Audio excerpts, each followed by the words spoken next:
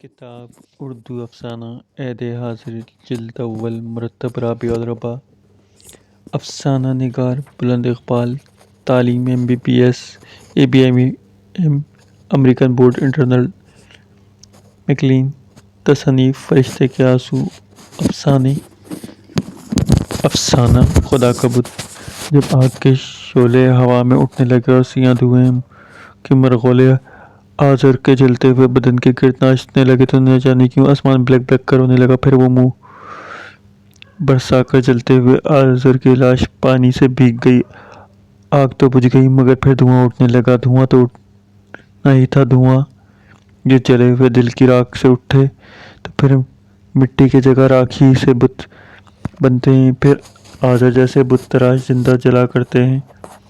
ہاں، آزر بت تراش تھا، ایک ایسا بت تراش جو زندگی کے بت بناتا تھا۔ اس کے خیالات کی گلی مٹی جب اس بت کا روپ ڈالتی تو زندگی اپنی بدنما شکل دیکھ کر رونے لگتی۔ آزر کی گوندی ہوئی مٹی خشک ہوتی، اس کے بنائے ہوئے ماں کے بت کی جگہ اس کو کا بت بنتا جس میں ایک بلبلا تھا بچہ دنیا کے جہنم میں آنے والے سے خوفزدہ ہوتا۔ جب آزر باپ کا بت بناتا تو ایسے ہاتھ بن جاتے جو خود سہارا بننے کے بجائے محض کشکول اٹھاتے ہوئے ہوتے۔ یوں ہی ہوتا رہتا، اس کے بنائے ہوئے بتوں کی شکلیں زندگی کی کربناک علامتوں میں ڈھلتی رہتی۔ پھر اس نے انسان کا بت بنانے کے لیے مٹی گوندھی مگر یہ ہوا کہ جب مٹی خشک ہوئی تو جنگلی بھیڑیے کا بت بن گیا۔ اور پھر اچانک ایک دن اسے یہ عجیب خیال آیا کیوں نہ خدا کا بت بنایا جائے۔ پھر کتبے پر کتنے مہینے کتنے سال گزرے اور آزر مٹی گوندتا رہا۔ ایک عالم وجدان تھا جو اس پر طاری تھا اور وہ اپنے تحت الشعور کی ساری منزلوں کو جانچنے نکلا تھا۔ وہ خلیجوں میں چھپی ہوئی توانائیوں کو ناپنے نکلا تھا۔ وہ کائنات کے ذرے ذرے کو حیرانگی سے سوچتے تھا۔ کبھی افق پار طلوع آفتاب کے منظر کو دیکھتا تو کبھی سمندروں میں چھپے موتیوں کی سچائی کو سوچتا، کبھی رنگوں کی کہکشاؤں میں الجھتا تو کبھی تاریکیوں کی روشنیوں کے خواب دیکھتا۔ مگر تحت الشعور کے تمام تر دروازے وا ہو کر بھی اسے لا علمی کے گھور اندھیرے کے سوا کچھ بھی نہ دے سکے۔ وہ تھک ہار کر پھر سے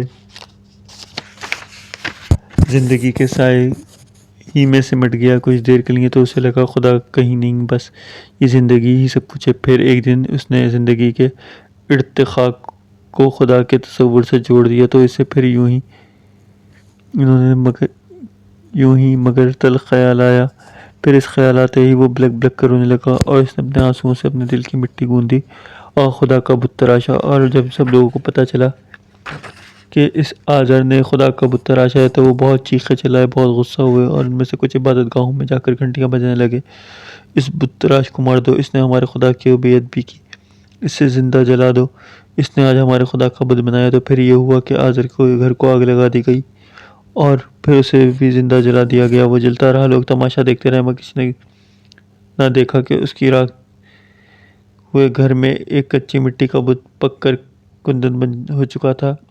آزر کا بنایا ہوا خدا کا بت ایک چھوٹے سے معصوم بچے کا بت جو لاغر، کمزور اور ننگا تھا، جس کے ہاتھوں پیروں کی ہڈیاں، سینے کی پسلیاں سوکھی ہوئی تھیں، جس کی بھوکی آنکھوں میں آنسو تھے اور جس کے ہاتھ میں خالی پیالہ موجود تھا۔